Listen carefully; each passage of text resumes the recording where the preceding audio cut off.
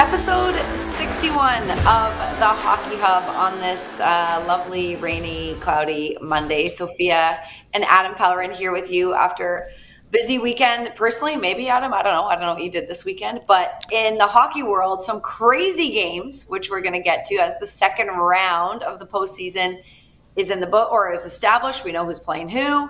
We're going to be talking NHL playoffs as well as lack thereof for the Boston Fleet, unfortunately missing the postseason. You guys know Natalie Noury on the show. She's been our guest many times covering the Fleet all season. So we're going to talk to her a little bit about that season that was, what happened in the final game. Also tonight, draft lottery. So we're going to find out when the Boston or where the Boston Bruins are picking in the draft lottery. So lots to get to, Adam. Did you have a busy, slow, nice weekend with the fam?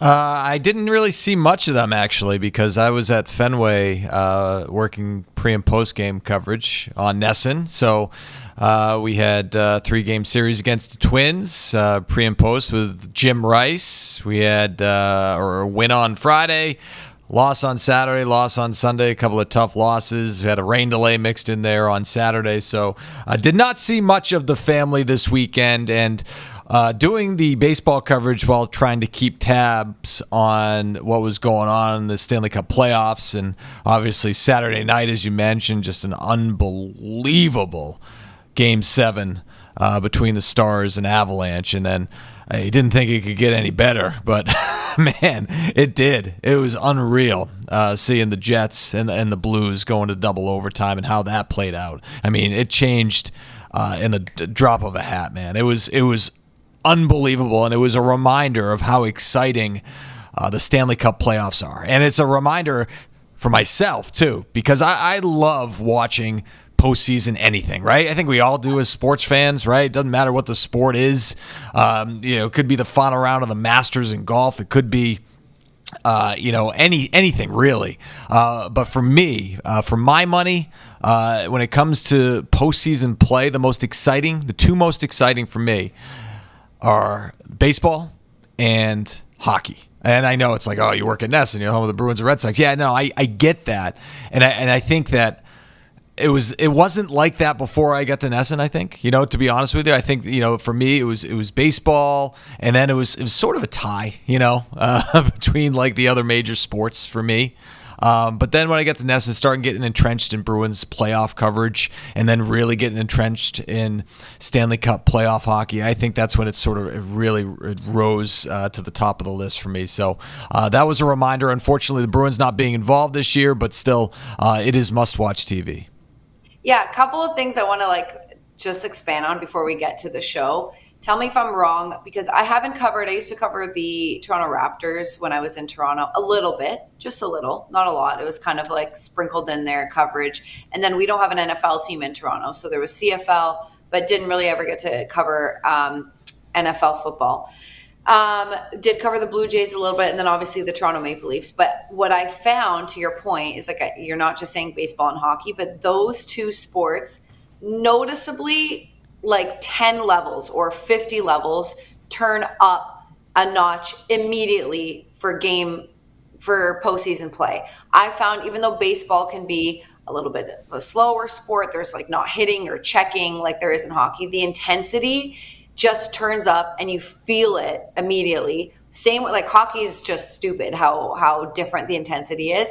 Basketball, I mean, obviously there's more on the line in all of those sports. I just don't know if I find the intensity to go up as high as those two do. And you can feel free to agree to disagree. But yeah. Am I on? Yeah, no, I mean, with baseball, when baseball turns to the postseason, there's a sense of urgency with every pitch. Baseball is such a grind. It's such a long season from the start of spring training all the way into the beginning of October and then beyond if you're fortunate enough to make the postseason, and then a postseason run on top of that. But once you get to October, every pitch, people are hanging on every single pitch, and that just goes against everything that baseball is during the regular season because you're playing the long game. When it comes to, hockey, I feel that like things can change so quickly, unlike the other sports. When it comes to basketball, there's so much back and forth there. You can be up by 20 and see that evaporate in an instant, right? In football, it's like, all right, team marches down the field. You're not going to have a Hail Mary on every single play, right? With hockey, they cover the 200 feet of ice so quickly, and that's why I think things can change so fast that I think that everybody is on the edge of their seat all the time. And I think that was certainly the case this weekend. Yeah, and when it comes to hockey refereeing, it's like there is more that's you let a little more go, and that's so fun. And I the issue with that, and we can this show for another day, but if you're not getting consistent, whistles and all that, then it can be, I've seen some playoff series completely change because of a call or blown call, and you never, ever, ever, ever want that to happen. But there is a lot more in terms of physicality, which is hockey is what it's known for. That's let go, and that's so fun to see, just the hits, the checks, whatever, the intensity. And then guys, they do this anyway. It's unbelievable. Game, I don't know, 7 of the regular season, and guys are laying their bodies on the line to block shots. But you see so much more of that, the pace, the speed. So yeah, the intensity, it's so fun. And then on that note, I just wanted to say, when we did locker cleanout, I keep referring to these interviews, but some of them were just so good and telling. Charlie McAvoy, like I said, he was pissed. He was like, this sucks. This feeling sucks. He hasn't been there before, and I never want to go through this again. It sucked for a couple years in a row, getting bounced in the first round, or, being the best in the league, having this amazing record, and then giving up a 3-1 series lead. Those things sucked. But I think it's a different kind of crap, a different kind of feeling of at least making it to the postseason and getting bounced. That's terrible. But we know, like you said, in playoff hockey, anything can happen. You kind of give yourselves the chance to win or not. And the game and the results can change so much. We have seen a top seed get knocked out by an 8th seed so many times. It just happens. But to not even get there, to spend the last, quarter-ish or whatever, 5th of the season knowing you're not going to make it, is a different feeling. And I completely understand, just seeing the intensity and feeling the crowd, why it would just suck even worse to not make it than to make it in the first round and get bounced, if that makes sense. Just that taste, it's so different. Watching the crowds and hearing, we're going to get into the game 7s that we just saw over the weekend, but it's night and day, and it's too bad the Bruins aren't in it, but motivated to get back in, I think. Yeah, I think from a fan's perspective, I've heard some of the rationale of not wanting to make the postseason because, you don't want to get bounced in the first round, or your team, you don't think your team has a chance. I mean, that's sort of a loser's mentality, I think, and I think it's also maybe guarding against the emotional loss that you suffer once your team gets bounced from the postseason. So if you think your team's going to get bounced from the postseason, you don't even want to go there because you don't even want to have to go through that. But I don't buy that. That's not my way of thinking. And I'm sure that, the players, that's not the players' way of thinking. Certainly, everybody wants to get into the postseason because, in everybody's mind, they have an opportunity to win the whole thing. And, to not have that opportunity, regardless of what the odds may be against you or for you, is devastating. And the Bruins felt that, to your point, at the end of the season, in the locker clean out, at the end of season press conference with the front office. Say what you want about the decision making in the front office. Everybody can have an opinion on that, but I think at the end of the day, everybody wants to win. And when you don't win and you don't get there and you don't have an opportunity to win the cup, it hurts. And it hurts to watch. And a lot of guys, I'm sure, have a hard time watching the postseason. They probably don't watch. They probably follow it. Some of them may watch. It might take them a little while, to actually muster up the, courage, if you want to use that word, to turn on the TV and watch these playoff games. But I think at the end of the day, everyone's a fan at that point, right? If you're bounced from the postseason, you're a player, you're a fan of the game of hockey. It's why you play, and you want to see how things play out. So I'm sure everybody's watching at this point. Yeah, I agree with you. Anything can happen. I think it's really dumb to think I don't even want to make it to the first round because we might get bounced or we're not that good. Like, how many times have we seen Cinderella stories and upsets and any, like, you don't want, like, injuries, never a reason why you want something to happen, but maybe someone gets taken out of the game for one game or you know, someone comes back. Like, that's the craziest thing I've ever heard. Although, on that note, we'll transition into the series, and I really want to talk about the Game 7s because they're most recent. But just on that note, we're gonna start, because you said some people think like we don't want to even, you know, get in, or I don't think players do, but fans would, because we might get bounced. So I'm just gonna start with the Toronto Maple Leafs. Actually, this is in our game notes, our producer wrote, the Toronto Maple Leafs actually making it to the second round, and I love the word actually. But I want to start there because you're kind of talking about that, and I obviously, everyone knows by now, I have a lot of friends in Toronto, they're big Leafs fans, so I've got a lot of chats going on, and I was talking about this when they were up 3-0 and then Ottawa slowly coming back into the series, about how my friends were feeling. And believe it or not, and I think this is like, if we're going to be diving into like psychoanalyzing them, I think it's a little bit about like protecting themselves from being hurt. But my friends were casually being like, yeah, I'm not really watching the first round because we always get bounced from the first round and it just hurts too much. Like, I'm going to start paying attention if we make it to the second round. And over the years of like following that team and then following my friends follow that team, their attitude was always like, okay, we got this. Like, it's okay. We lost the game. We got this. We're going to come back. This time when the Sens were kind of coming back in, they were like, it's over, whatever. Like, this is a typical Leafs. Like, I don't even care. I don't even want to watch. And now they've advanced to the second round. So is that I'm so close to it, but is that the reputation here too, that like the Leafs just can't get it done? And they finally did. Well, when the Bruins in the postseason, they certainly can't get it done, right? And I think that's the reputation that they have around here. Yes. Time and time again. Time and time again, watching them fall painfully short. And I think every single Bruins fan has a mental image, or maybe even gone the extra distance, taken the extra step, and printed out an image of Maple Leaf Square with all the fans just going like that when the Bruins end up inevitably winning a playoff series. And I think that's sort of the reputation that the Leafs have around here.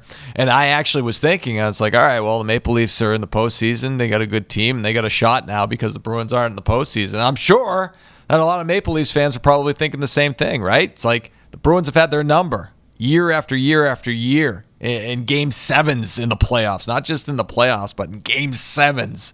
And so it's been absolutely devastating. But, you know, if we're talking about the Maple Leafs themselves as a team, I thought it was going to be different for them this year because of the coaching change and Craig Berube, and obviously all those years in St. Louis and the success, and, you know, again, the Stanley Cup that we don't like to talk about around here much, but just a different mentality. And you can see with the roster construction, you know, that they were going to be a lot tougher to play against. And I think you heard that, you know, when we talked to the Bruins over the course of the year, you know, ahead of the matchups against the Maple Leafs. I think that's something that they were very much aware of, is that this was not your father's Maple Leafs, so to speak, right? And so they got tougher on the back end. They obviously addressed their goaltending situation.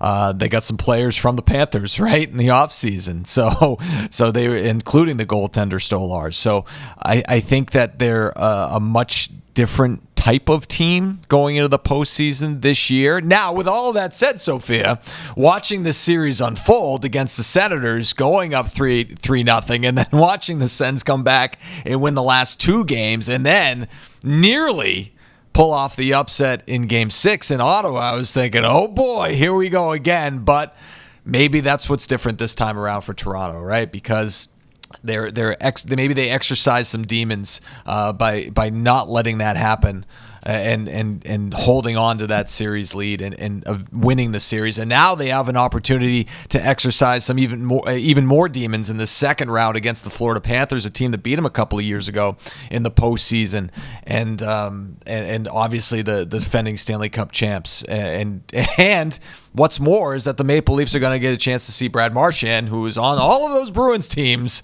that terrorize the Maple Leafs in the postseason over the years. So a lot of things, a lot of storylines, a lot of things at play here. Trust me that Brad Marchand being with the Panthers is haunting them. My friends in the chat, when Ottawa almost came back, in my friends group chat, one of my buddies said, I was like, are you guys watching this? Like, how are you feeling? And one of my buddies are like, the Bruins are somehow going to come back and beat the Leafs in Game 7. Right. The Bruins aren't even in the postseason, but he's like, that's just what's going to happen. The Bruins are somehow going to win this in 7. And then obviously, yeah. So like that's actually a big. I don't know what it is, if it's like, people are superstitious, but they're like, the fact that Brad's on the Panthers is just like, it's over. Like, they've resigned to it. They're like, he's with the Bruins. We can't get rid of the Bruins. It's going to happen. I think that's going to be a really fun series to watch. That's one that I'm really following, just because the Panthers have been such a big rival of the Boston Bruins, and they're so friggin' good. They're just so good. And then I'm obviously watching Brad Marchand and just seeing if the Leafs can exercise their demons. Last thing I'll say about that is Craig Berube, big reason, but I also think like the Austin Matthews, Nylanders, Mitch Marners of the world needed to grow up a little physically, and also just everyone says how playoff losses and playoff experience is invaluable, and it makes a big difference. And they've had that, and even a Game 7 loss like last year, and the bench fight that Nylander and Marner had that everyone made a big deal about, all that stuff plays into confidence, experience, calmness going forward. So could be a little different for them, but not going to be easy against the Panthers. And unless there's something you need to say about this series, if you want to say one more thing, we can move on to the. Well, yeah, I'd be remiss if we didn't talk about Brandon Carlo too, right? On the Toronto Maple Leafs, right? And so it's like, watching these playoffs unfold, there are all these former Bruins on the ice or even behind the bench, right? In the case of the St. Louis and Vegas, with Bruce Cassidy at Vegas and Jim Montgomery and Claude Julien behind the bench in St. Louis. But in terms of on the ice, we saw Justin Brazeau for a short time with the Minnesota Wild. They got bounced by the Golden Knights. Trent Frederick still alive in the postseason with Edmonton. Obviously scored the game-winning goal in that series as well to close things out for the Oilers. Charlie Coyle, his season's done with Colorado.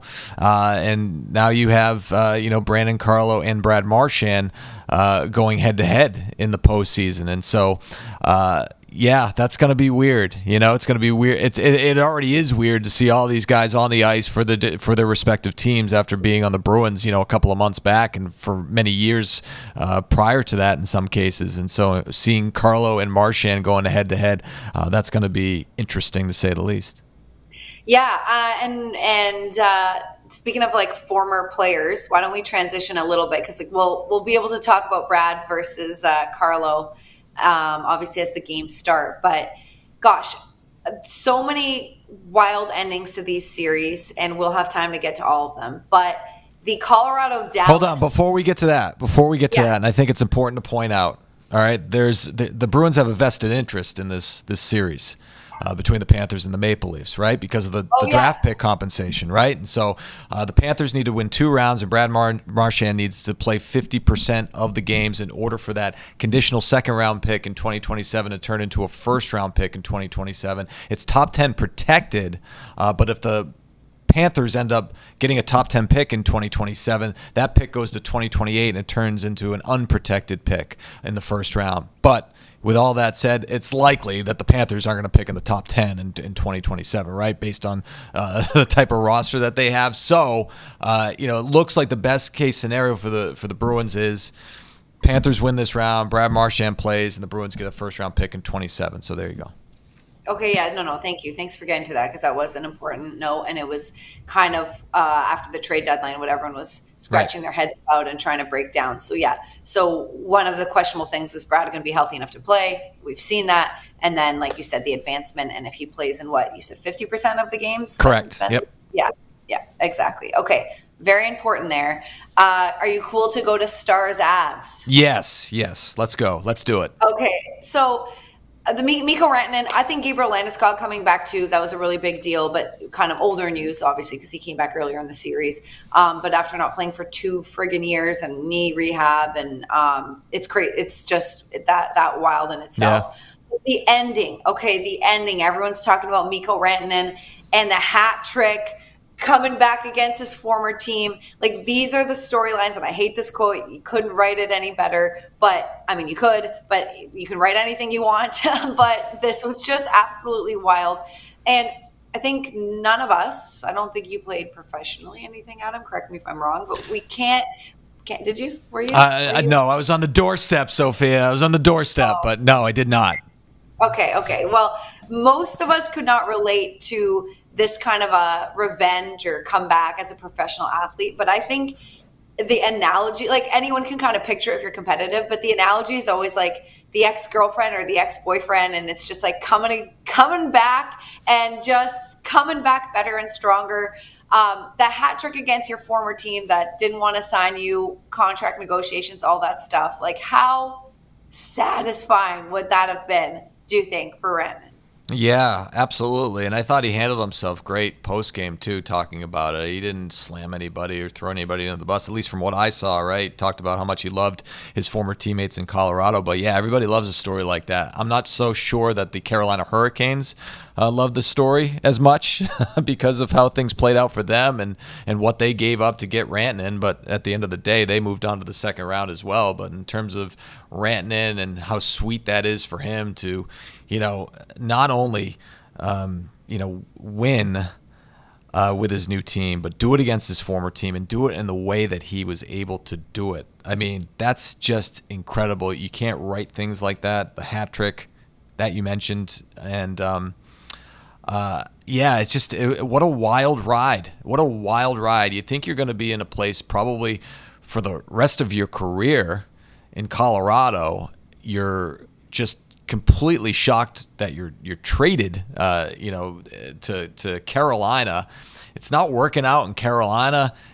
All those reports came out about the fact that, like, he didn't really want to be there, and so Carolina's going to, make a decision for themselves. It's like, all right, do we take this as a rental and try to make a run, or do we, are we proactive here and try to get something while we still can? And so kudos to them, kudos to the Dallas Stars, I guess.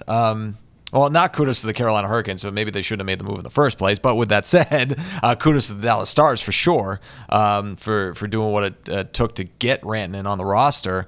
And then the playoffs come. He's got, 1 point in his first 4 games in the series? And then for this to play out the way that it did, not only just the Rantanen story, Sophia, but just watching this happen and the excitement, right? I was out, after the game on Saturday, yeah. I was out after the game on Saturday. It was on TV in the restaurant, and we were having a conversation. A friend of mine, after the Red Sox, 4:00 game, it turned into a really late night with a rain delay. But anyway, ended up getting some late dinner. I was watching this unfold, and we were talking, and we were kind of glancing up, seeing Colorado up 2-0, and then all of a sudden, like, conversation stopped and we're glued or we're watching this and it was just incredible. And everybody, I would say that, the place that we were at, not a lot of people paying too close attention. Then all of a sudden, when things started to happen, everybody was focused on it. And it was just, you couldn't take your eyes off it. You couldn't believe what was happening. It was crazy. No, it was the comeback, coming back in the third period down to nothing, which, that's what we were talking about earlier. Like, anything can change in playoff hockey, and it's so intense. And the regular season's so intense too. Like, we see comeback wins all the time, but it's just like, it really is, especially in a Game 7. It's life and death. So, like, that, it just happens so much more often in the postseason because guys are just laying it all out there for the chance to survive. And no lead is really safe in the postseason. Not going to jump to this series, but because we weren't really going to talk about it. But the LA Edmonton series, the lead changes, that was one of the craziest series I've watched in a long time. The amount of lead changes and goals. Poor LA, by the way, just getting beat every year in the postseason by the Oilers. Unbelievable. I know. No, I was just going to say one more thing. I don't know if you were transitioning to something else, but how about Dallas playing without Jason Robertson and Miro Heiskanen too, right? Yes. I mean, that's crazy to be able to pull it out. Yep. Yeah. So, like, then you have that, and then in the second round, you get those guys back most likely. And last thing, which we're not going to talk about much, but with our producer Brendan, we were having a pre-show call a couple weeks ago, and we were discussing if we wanted to talk about, like, the playoff format.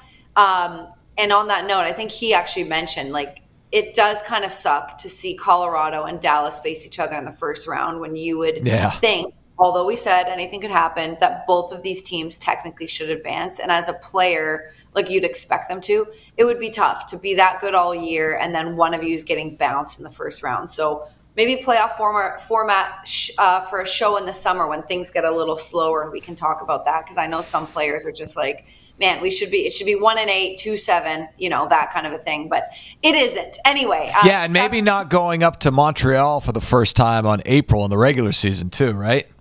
That's another thing. No, I was just saying the amount of divisional games now. There's only a handful, and the first time the Bruins went up to Montreal all season long was on April 1st. No, totally. And that's a joke, no pun intended. I think gone are the days. Did you see what I did there, by the way? April 1st. No, that's a joke, no pun intended. Thanks. Yes. I need credit for it. Sorry. Sorry. Speaking about funny, how we ended the show and not getting humor. Remember, I was very sensitive about that. Yes, that's right. No, gone are the days of back. I don't know, when I was maybe 7 or 8, when divisional teams faced each other 6 times, 3-3. That was so fun. But I think because with all the expansion, we're not really going to be seeing that. But anyway, why don't we save that for like a summer pod, okay? When we have nothing to talk about and we can vent. Let's move on. But first, we've got to throw in a promo because we've been talking way more about this than I thought. We're already like 20 minutes into the show. So we're going to talk about Boston Has Entered the Chat, one of our other podcasts on NESN. And this one, different than the Hockey Hub because it's covering all the sports. So for the biggest trending news in sports, check out Boston Has Entered the Chat, hosted by George Belechki, Travis Thomas, and Casey Hudson.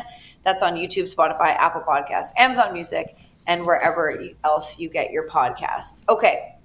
Last night, the Winnipeg Jets and St. Louis Blues. This is what I'm talking about. I have no personal interest in any of these series, and I was biting my nails, and I was at the edge of my seat. What was it, 1.7 or under 2 on the clock? 1.6. 1.6? Okay, to go to OT. And you know what? Maybe I'm saying this because it's hindsight, but I kind of knew it. Like, I just felt it. Did you feel that same way? Obviously, after they made it a 1-goal game, it's easier to say that. But did you feel it? No, I actually didn't. I thought it was going to be one of those things where it was going to be a tease, right? It's just like, all right, it's 3-1, 3-2. All right, here we go. And then, I don't know who it was who couldn't keep the puck in the offensive zone and went over the blue line. It was like with 10 seconds left. I think it might have been, I'm not sure who it was. At that point, I thought it was over. Right. And so, but miraculously, they're able to, get back in the ozone, make an incredible play. Perfetti's goal was unbelievable. It was just, I did not see that coming at all. I thought that the whole narrative was going to be the fact that Connor Hellebuck once again could have done the playoffs, and that was going to be a huge storyline for Winnipeg in the offseason. The President's Trophy curse was going to continue, and it was going to be the conversation in Winnipeg, but it completely turned on its head. It totally did. I'm trying to find, I've been looking up just to see who it was, but anyway, whatever, it doesn't matter. But yeah, that looked like it would have been a turning point. I think it was just the way in the dying 25 seconds, how quickly the guys were, the Jets were passing the formation they had. Like, it felt like, yeah, obviously it could have been one of those. It didn't happen. It was such a tease. For some reason, I just felt like they're going to tie it up. I don't know if they were going to win in OT, but I was like, they're going to tie it up and they're going to get it done.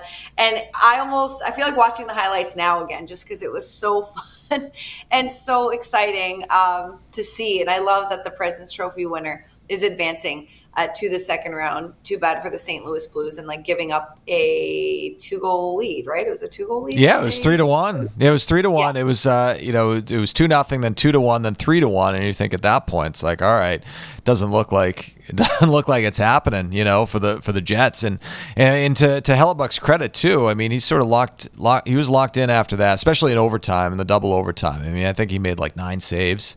So who knows? I mean, that could kickstart something for the Jets in the postseason. It's not going to be an easy opponent, obviously, in Dallas in the second round. But yeah, what was also, I thought, very interesting, right? So Perfetti ends up scoring 2 goals in that game, including the game-tying goal. I mean, he was a healthy scratch in the postseason last year. And so to see him come through this year. And what was also interesting was watching the TNT broadcast, and they had shown the reaction, the panel's reaction to the game-tying goal. And, part of that panel is Rick Bowness, who's, of course, coaching the Winnipeg Jets last year. And so watching him, watch Perfetti, who was a healthy scratch last year, score, the game-tying goal, it was sort of like, it's just crazy how things work out, right? In the world of sports, and in this case, hockey.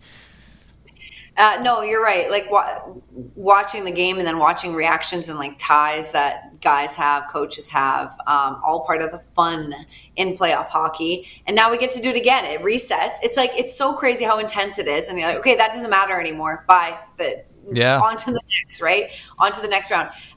Anything you're looking forward to, storylines you're watching in the second round? I'll start really quick. I'm just such a big Ovi fan, so I want him to go all the way, but then I'm like, obviously I love Brad Marchand so much. And I want to see Brad, earn a Stanley Cup too. So until they have to face each other, I'm not going to even worry about that. But watching Alex Ovechkin, who can just like kind of come out of nowhere. Like, he's obviously very present, but sometimes he's kind of quiet on the ice, and then all of a sudden gets the puck and changes the momentum of the game. I want to see him do well.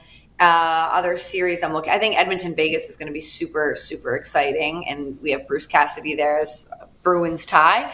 But them obviously having won already a Stanley Cup. In the last couple of years, and I don't know if it's consecutive, but I think 3 of the last 4, or at least in the last bit, a team will make it to the Stanley Cup final, lose, and then come back and win the Stanley Cup. So if we're following that pattern, it's Edmonton's turn, and I think they are going to take this series. I see that one going 7, but I'm just peppering in some storylines I'm looking out for. Anything in particular you're excited about? Yeah, no, I think you hit the nail on the head. I think we covered Leafs Panthers and why that's important, not only in terms of the viewing experience and enjoying Brandon Carlo and Brad Marchand going head to head, and to see if the Maple Leafs can finally break through and see if the Panthers can continue their run. But because there's a vested interest for the Bruins in terms of the draft pick, Carolina, Washington, I think again you nailed it with Alex Ovechkin. Just watching this magical season unfold for him, see if he can carry that over into the postseason. Winnipeg, Dallas will be interesting because Winnipeg, again, the President's Trophy winner, they were on the verge of getting bounced in the first round again, but they were able to get over the hump. We'll see if they can carry that momentum. Dallas, I just think, is super talented. The Rantanen storyline, see if they can get some healthy bodies back too.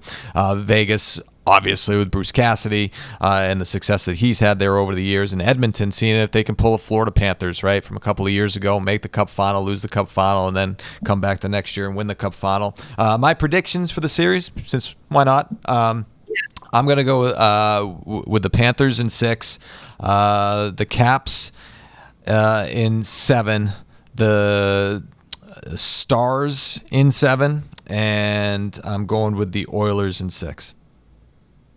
Okay, in 6. Oh, okay, wow. I would say Oilers in 7, Caps in 6, Panthers in 7, and Jets Stars. You know what? I don't know. Actually, that one's like, for some reason, that one's tripping me up. So I'm going to no predict there.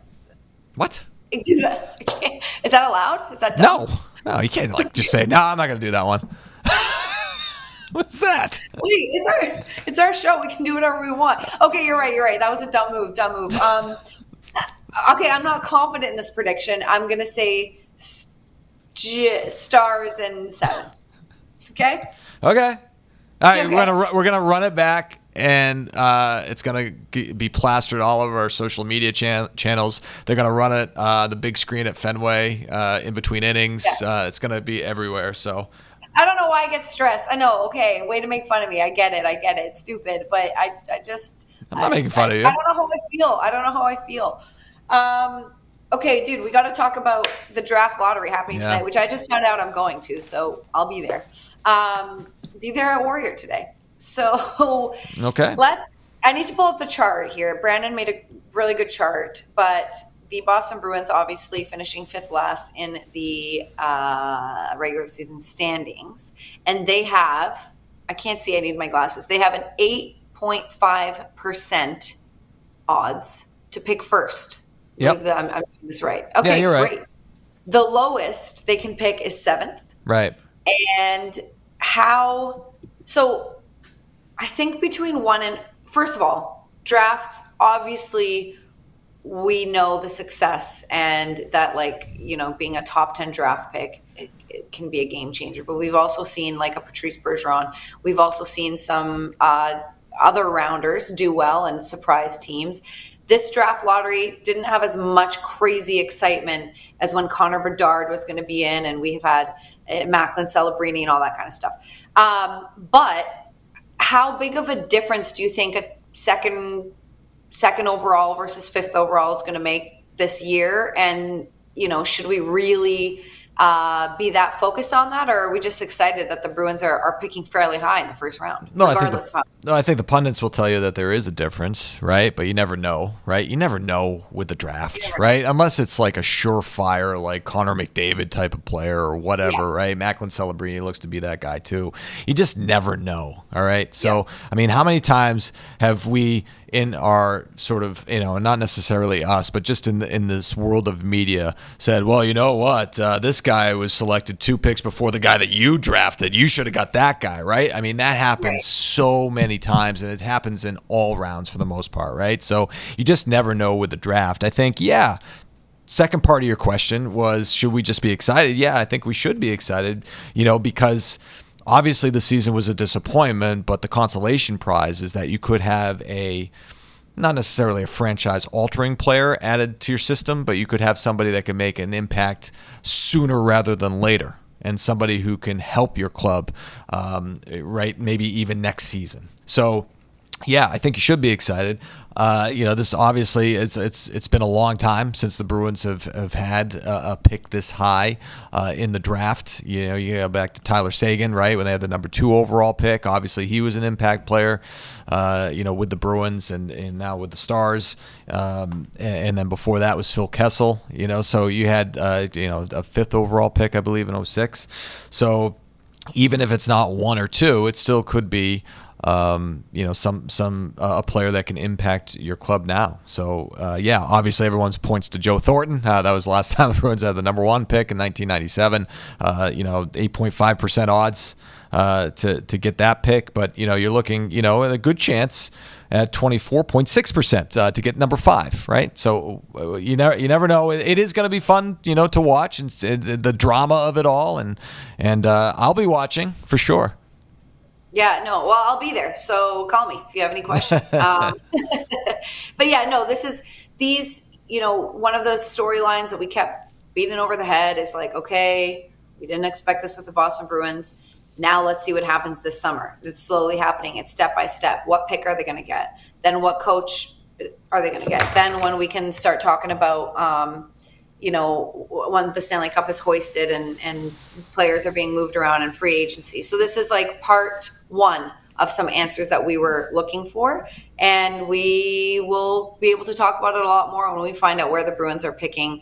And I believe Boston has entered the chat. Brendan said he's going to have Craig Button on to TSN guy to kind of break down the players and who's available and what's available. So we'll have more information on that and be able to kind of dive in a little closer with what the Bruins could and should be looking for. But that starts tonight, and we'll be talking about that later on in the week. Are you good on that? I can move on to another promo? Absolutely. Okay, well, let's do it. This one about the Hockey Hub, which you're currently watching right now, episode 61 tonight or today, whatever we're doing right now. But guys, this is on a couple times a week. We're going to be talking about hockey throughout the entire summer to keep you posted, especially on Bruins news, but stuff around the league. So remember, if you like what you hear, you can subscribe to the show. Hockey Hub is also found on YouTube, Spotify, Apple Podcasts, Amazon Music, and wherever you get your podcasts. So we're not only talking NHL, though. We do talk the PWHL. And with that, we are welcoming Natalie I love it. She had no idea. No clue. I didn't hear anything in my headset, so I'm like drinking my coffee. It's my day off. Hello, how are we? Oh man, that was great. That was great. I know. I don't. Just looking away.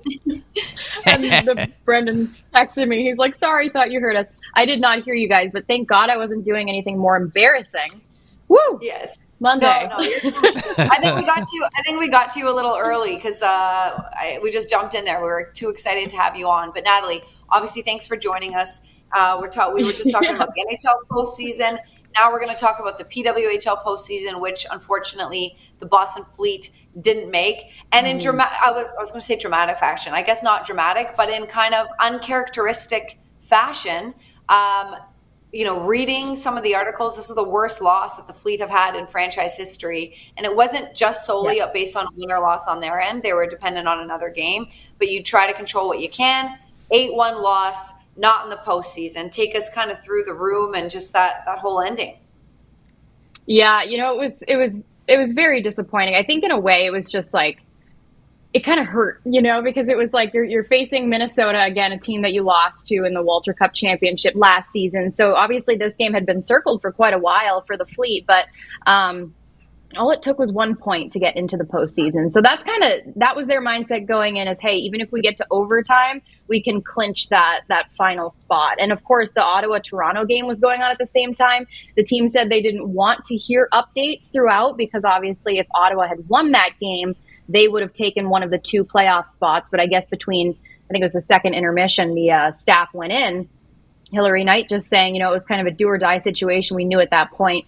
So I forget what the score was at that point because it's something you kind of wanted to turn away from. But it was really disappointing because the Fleet, they had such a great team all year. I think the scheduling, the constant pauses for the Worlds and all that kind of stuff, it was a difficult thing to work through. But, they had the Worlds break and then 3 regular season games after that to try to solidify the postseason. So I think it was, a tough time of year to try to like reset and find that extra gear, especially coming back from Worlds with a couple injuries. Obviously, Aaron Frankel was out for a couple games.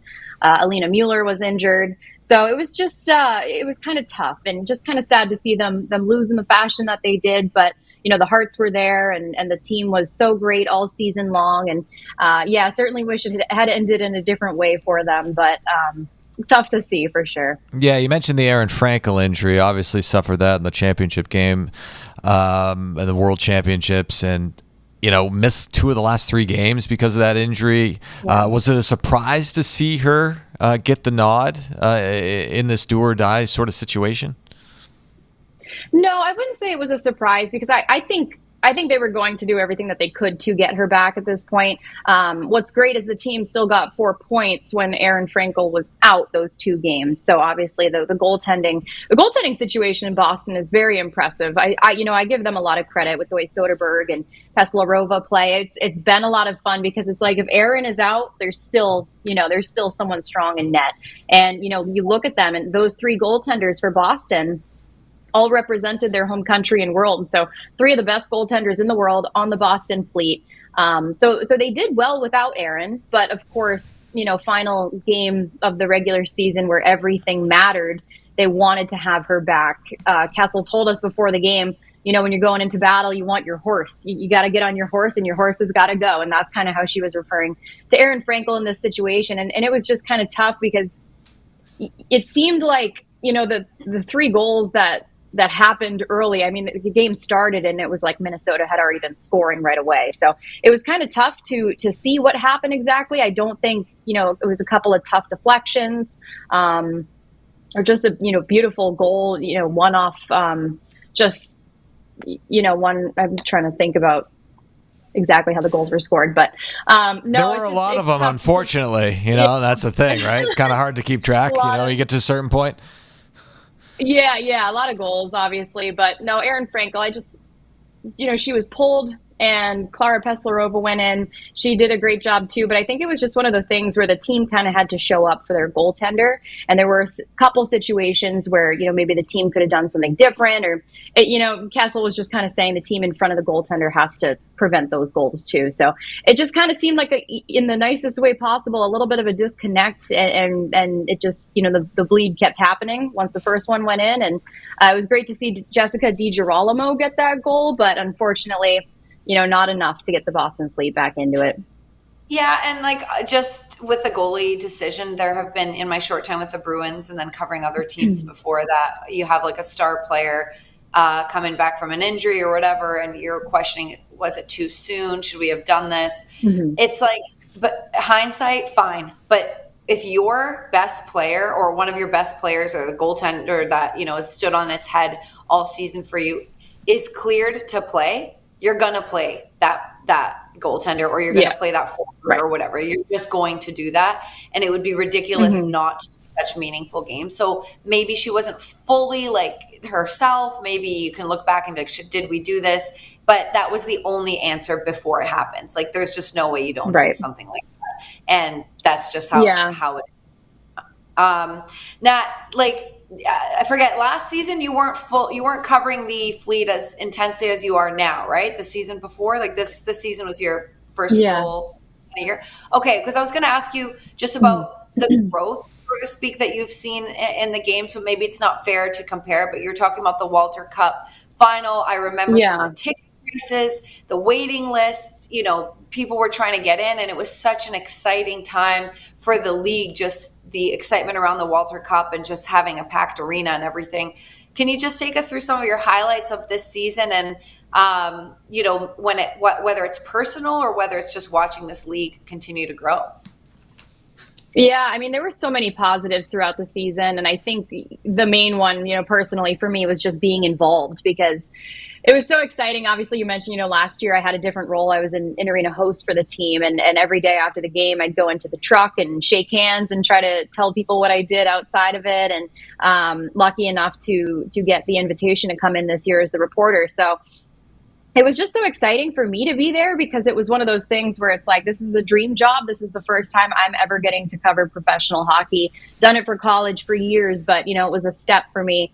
And truthfully, I think, I talk about the imposter syndrome a little bit early on, seeing players like Hillary Knight. And it was cool because at Northeastern, I do some of their games. I knew Alina Mueller, I knew Erin Frankel. So that was kind of cool to come into that and work with them in a professional stage. But I think this year, aside from that, because obviously nobody really cares about me at the end of the day, it's more about the team. The Fleet had such a fun year with the fans. And I think Hillary Knight mentioned one of her highlights of the season was the season ticket holder event just doubling in size. The fact that so many fans just wanted a piece of it. It was so cool. There were times where, before a game, I kind of have a host position in front of a camera on the opposite side of the arena. And it's cool because that's where the opposing team comes off the ice. So fans are throwing them friendship bracelets and, passing me a puck to pass to, Carly Jackson with Toronto and have her sign it. And then I'm passing the puck back and then doing a live hit 10 seconds later. It was just so cool to see the fans just grow around the game, around the sports. And, like I mentioned, whether you're in Boston's building or not, people are fans of Toronto and they want a puck signed by a Toronto player. And I think it was just the takeover tour games were cool too, because, the teams that were playing at these games did not represent the city, but the fans were still so passionate about having the game in front of them and having the opportunity to watch professional women's hockey. So I think, going to St. Louis was a highlight for me, just because I got to see how excited a city can be for a game that really didn't mean anything to the city at the time. So yeah, it was cool to be on the road with the team, cool to see how the league is just blowing up. I had a couple of, I actually have a sports reporter friend in Cincinnati who was texting me the other day. He sent me a screenshot from his group chat with his friends, and they were all talking about the Boston Fleet roster, saying they wanted to buy a jersey of, Sophie Shirley or one of their favorite players. So it was just cool to see the growth and just see, how many people wanted to experience this thing that was gaining so much attention. And whether it's, the boys over in Cincinnati or fans coming to Boston to see Toronto, I saw signs like, we drove from Wyoming to be here. We drove from Syracuse to be here. So I think that was really exciting. And with the expansion, I think there's even more excitement ahead.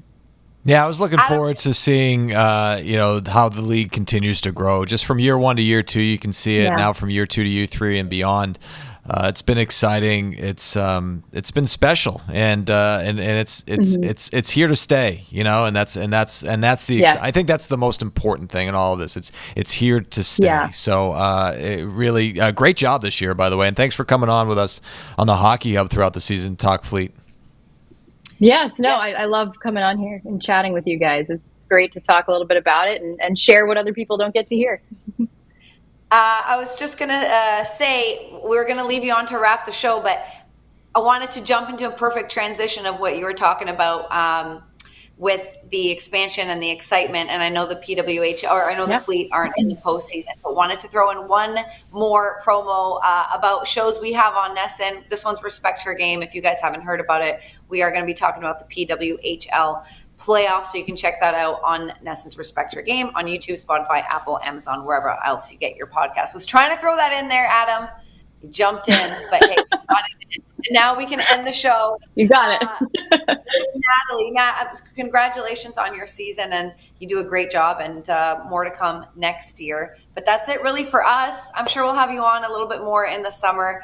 And Adam, would love that. Let's chat about the excitement that is to come in round 2 on the next episode later this week. Guys, thanks for being on, and we'll talk to you all later.